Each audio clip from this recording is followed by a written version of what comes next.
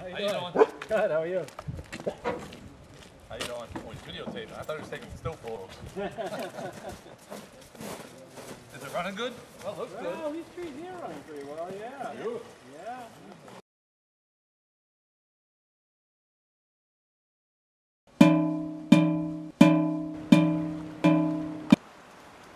I know.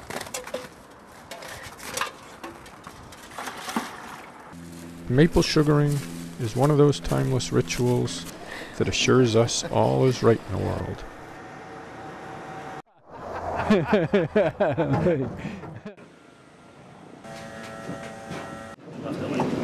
at night, 12:30, it's still almost 40.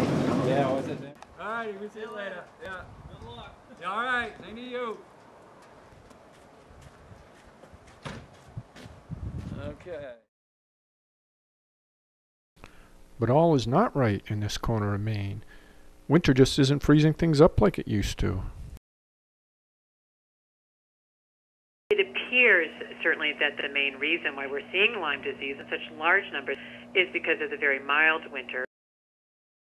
It's the earliest we've ever made syrup. Yeah. It's important to have a good winter. Good, cold, snowy winter. Freeze up the ground. Well, maples have to go dormant. They've got to freeze right up and be dormant to be real active in the spring. So, if it stayed warm, it would be an early season. Yeah, yeah, it would be early. It's frozen on top of the hill.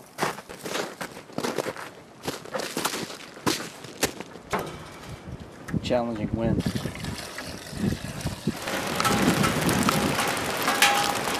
Snow is possible on Friday, lasting into the weekend. For the Maine Public Broadcasting Network, I'm meteorologist Matt Driver. It's a wild weather report, isn't it?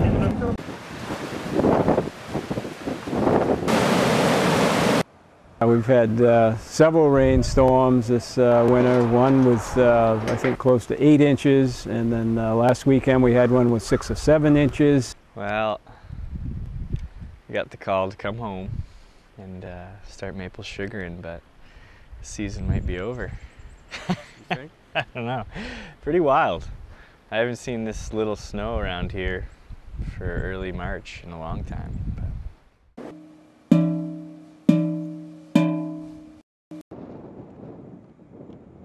Maple sugaring is a birthright in rural Maine. It used to be how farmers got through the winter.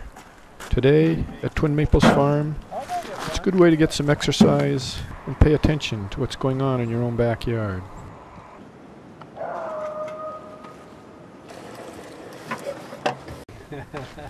Well, it's really his operation, you know. I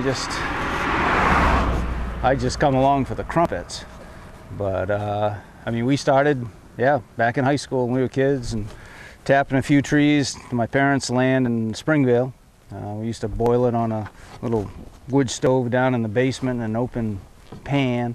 I don't know, what did we get for syrup back then? Oh, probably. Gallon or two? Yeah, I was going to say 3 or 4 quarts or something, probably. Which for a family of 10, that would last about 1 pancake breakfast. But that was a memorable pancake breakfast.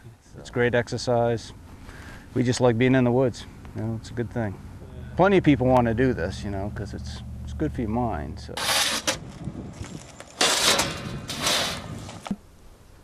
You know, friends come by and help sometimes, and hopefully at least one of our kids every year. And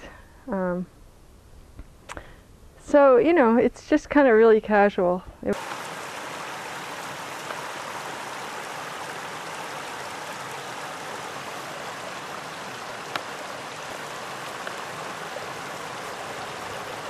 Oh yeah, there's nothing like strolling around your maple grove, picking up pails, getting the excitement of an overflowing pail. It's half the fun of it, you know.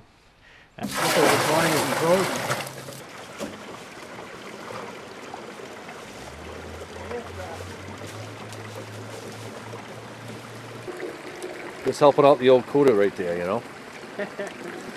He's not getting around like he used to, you know. Well, with the gout and everything. Yeah, he gotta hold himself up on that tree over there.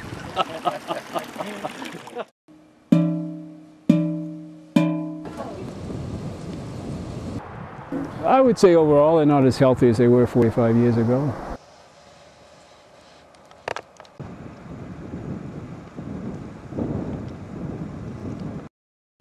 They shun tubing and vacuum extraction, not because they're high-tech, but because they want to monitor the health of each tree.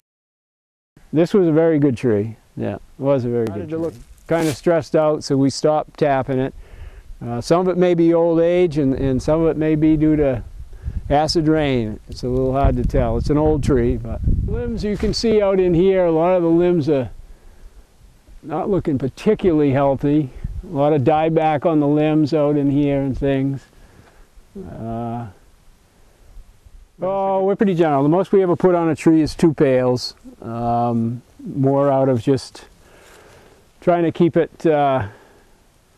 set a rule, and that's what we follow, you know. Even if it's a real big tree, we only put 2 pails on. You can overtap. There's no question you can overtap.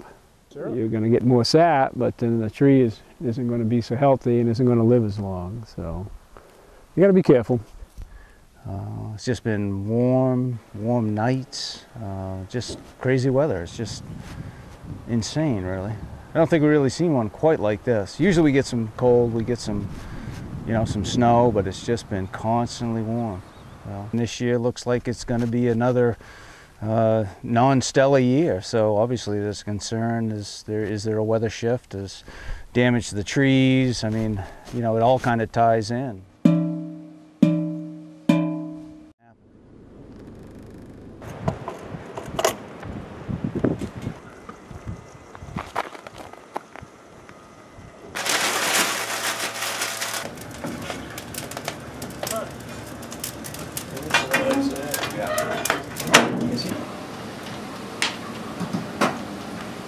Yeah, it's going to be kind of a one take-off night, you know.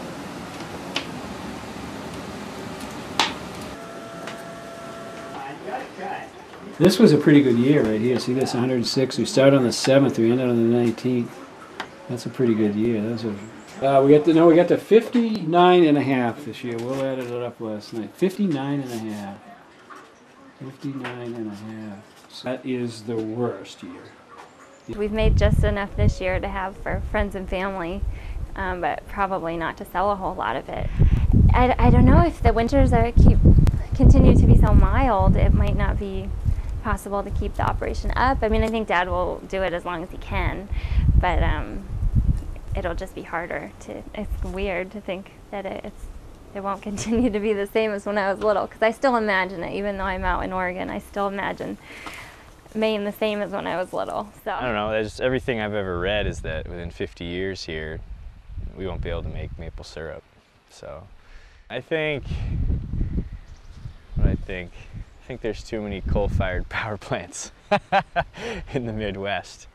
But you know, we still need electricity, and I love maple syrup. I mean, I was weaned on it, so I don't know what I'd do without it, you know, but plus, it's a way of life. So. It's like what Lori was in this case for a long time. It's not long, but she's known for a long time.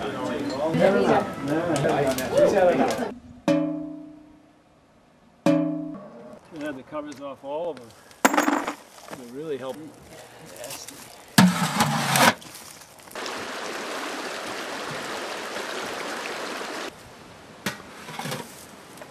Adios, amigos. That's it. 2010. We're looking forward to 2011.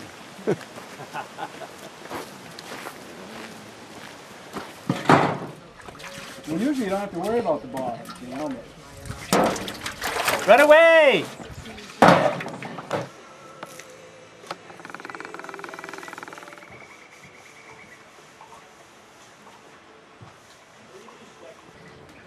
Hopefully, will still be able to sugar someday. That's my hope, and Edie and Rosie and the next generation and the one after that, hopefully. But we'll have to get a few things figured out in the meantime.